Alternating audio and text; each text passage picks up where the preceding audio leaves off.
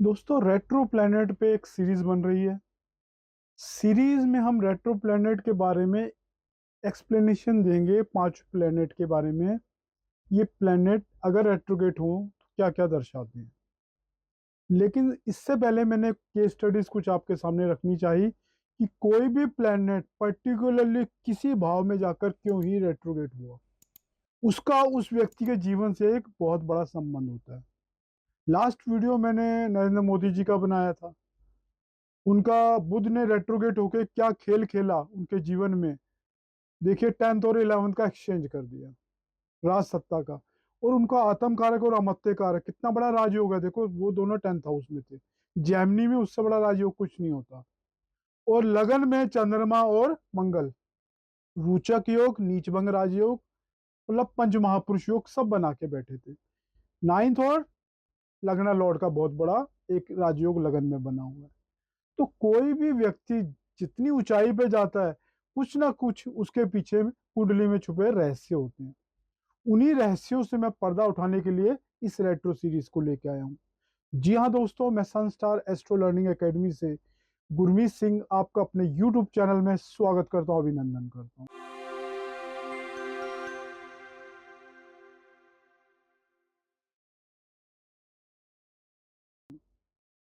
आज इस कड़ी में बात कर रहा हूँ विराट कोहली की, एक स्पोर्ट्स पर्सन। क्योंकि मैं इस जितने भी वीडियो बनाया रेट्रोगेट के, अलग अलग इंडस्ट्रीज के लोगों को लेके आया। इवन मैं अपनी इंडस्ट्री से कृष्णमूर्ति जी की कुंडली भी लेके आया। 9th हाउस कितना पावरफुल था, उनका मरकरी रेट्रोगेट हुआ था 10th हाउस में। और 9th लॉर्ड था ऊंच में, 9th लॉर्ड में उसकी ऊंच की राशि यानी 6 नंबर विर्गो साइन था।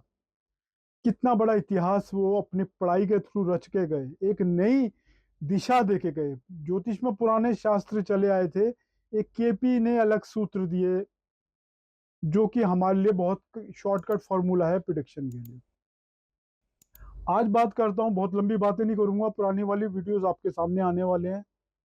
आज बात करूंगा इसी कड़ी में विराट कोहली का लगन का लॉर्ड 6th हाउस में जुपिटर रेट्रोगेट हुआ। अब इस जुपिटर ने रेट्रोगेट होके क्या गेम खेला और ये छठे घर में क्यों आया। देखो, तीसरा घर, छठा घर, पांचवा घर और 10th हाउस और 12th हाउस, ये आपस में एक स्पोर्ट्स बन के पर्सन की कुंडली में बहुत वेल कनेक्टेड होनी चाहिए। तीसरा हाथ हमारे तीसरा भाव हमारे हाथ हैं। सारी गेम ही हाथ से खेली जाती है। दूसरी बात जो बहुत इंपॉर्टेंट है, 12th हाउस हमारे पैर है। देखो कोहली साहब के 12th हाउस का लॉर्ड मंगल चौथे में बैठ के 10वें से संबंध बना रहा है। तीसरे घर का लॉर्ड, पराक्रम के घर का लॉर्ड, लगन में बैठा हुआ है। लगन मतलब खुद के पर्सनैलिटी यानी शरीर में। और ये 10th हाउस को देख रहा है, यानी 12th। और कितना वेल कनेक्टेड रिश्ता आ गया। अब बात तो सीरीज तो हमारी जुपिटर के रेट्रोगेट होने की, ये क्या गेम खेल रहे हैं यहाँ पर। दोस्तों छठा घर बहुत इंपॉर्टेंट होता है स्पोर्ट्स के लिए। जो हमारी कंपिटिटिव स्किल है वो हमारी छठे भाव से देखी जाती है। तो लगन का लॉर्ड का तो छठे घर से रिश्ता बन ही गया। ना केवल ये छठे घर में बैठा बल्कि इसकी दृष्टि देखो 10th हाउस पे पड़ रही है। अब इस कुंडली की कुछ महत्वपूर्ण जानकारी और बता देता हूँ, बड़ी पिन पॉइंट पे समझिएगा। ये रेट्रोगेट क्यों हुआ और इस कुंडली के महत्वपूर्ण सूत्र क्या है जो कोहली के जीवन में बहुत इंपॉर्टेंट है। देखो कोहली का 10th और 11th हाउस का आपस में एक्सचेंज है। मरकरी 11वें घर में और 11वें घर का लॉर्ड वीनस छठे घर, 10वें घर में। अब छठे घर का लॉर्ड का भी 10th हाउस से साफ साफ कनेक्शन बन गया। ना केवल छठे घर में बैठे जुपिटर का बना, बल्कि छठा लॉर्ड भी, क्योंकि स्पोर्ट्स से कनेक्टेड है। देखो वो सारे हाउसेस जिनकी मैं बातें कर रहा हूं, वो सारे के सारे किस तरह से 10th हाउस से कनेक्ट कर रहे हैं।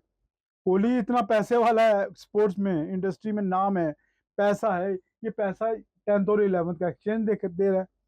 अब ना केवल यहाँ जुपिटर की मैं बात कर रहा हूँ, रेट्रोगेट हुआ। अब ये रेट्रोगेट होकर जुपिटर 5th हाउस में आ गया, क्योंकि रेट्रो प्लेनेट पिछले घर में भी माना जाता है। और 5th हाउस से इसने अगेन एक परिवर्तन राजयोग स्थापित कर लिया। चौथे घर का लॉर्ड 5th में और 5th लॉर्ड चौथे में। मैंने बोला ना, पंचम भाव का भी एक बहुत बड़ी अहम रोल होता है हमारे स्पोर्ट्स की दुनिया में। पंचम भाव हमारी सोच है। वहां मंगल जैसे प्लेनेट का एक्सचेंज में, जब एक्सचेंज करते हैं ना प्लेनेट, ये दोनों एक दूसरे के घरों में भी माने जाते हैं। तो क्लियर कट मंगल और जुपिटर का राजयोग यहाँ पर भी बन गया चौथे घर में। और मंगल और मंगल यहाँ के भी फल देगा, फिफ्थ लॉर्ड फिफ्थ में भी मान जाएगा, जुपिटर भी फिफ्थ में माने जाएगा। और फिफ्थ में मान के वो लगन को भी देख रहा है, शनि को भी देख रहा है, भाग्य को देख रहा है। यानी छठे घर से वो टेंथ को देख रहा है, और फिफ्थ से वो लगन और भाग्य स्थान को देख रहा है। और सन और मरकरी को भी देख रहा है, भाग्येश को भी देख रहा है। भाग्य का लॉर्ड सन इधर बैठा हुआ, टेंथ लॉर्ड को भी देख रहा है ये जुपिटर। क्या जबरदस्त कुंडली है। देखो, हमें रेट्रो प्लैनेट के किसी भी कारक तत्वों पे पहले जाने से पहले ये देखना बहुत इंपॉर्टेंट है, अगर ईश्वर ने रेट्रो प्लैनेट हमें दिया तो वो दिया क्यों है, वो क्या गेम खेलने आया है हमारे जीवन में, क्या उसकी भूमिका रहने वाली है, ये समझना बहुत जरूरी होता है। दोस्तों, जब कोहली का कैरियर डावाडोल हुआ, उससे पहले ही, डावाडोल होने से पहले ही मैंने एक वीडियो बना दिया था कि कोहली की राहु वीनस की दशा चल रही है, और राहु वीनस की दशा अच्छी नहीं मानी जाती। और वो 1-2 साल उनके बहुत ही खराब आए, जो बहुत बड़े फेलियर्स उन्होंने देखे। वो दशा अभी खत्म नहीं हुई है, एंड स्टेज पे है, और शायद कोहली के कैरियर को भी कहीं ना कहीं खत्म करके जा सकती है, बिल्कुल एंड स्टेज पे है। आप मेरा लिंक में जाके देख सकते हैं विराट कोहली का, मैंने बहुत एडवांस प्रिडिक्शन कर दी थी। यही राहु वीनस की दशा ने शिशोदिया को जेल पहुंचाया है, उसकी भी मैंने अग्रिम प्रिडिक्शन कर दी थी। दोस्तों, मेरा वीडियो पुराने जरूर देखिएगा, वहां से कनेक्शन आपका जरूर बैठेगा उस जो भी मैंने अभी बातें की आपके साथ। बहुत जल्दी मैं वो पांचों के पांचों प्लेनेट रेट्रोगेट होके क्या फल देते हैं, या उनके रेट्रो के पीछे क्या कहानी छुपी होती है, उसके भी वीडियोस बनाने वाला हूं दोस्तों। मेरा वीडियो पसंद आए तो शेयर, लाइक एंड सब्सक्राइब कीजिएगा। धन्यवाद दोस्तों।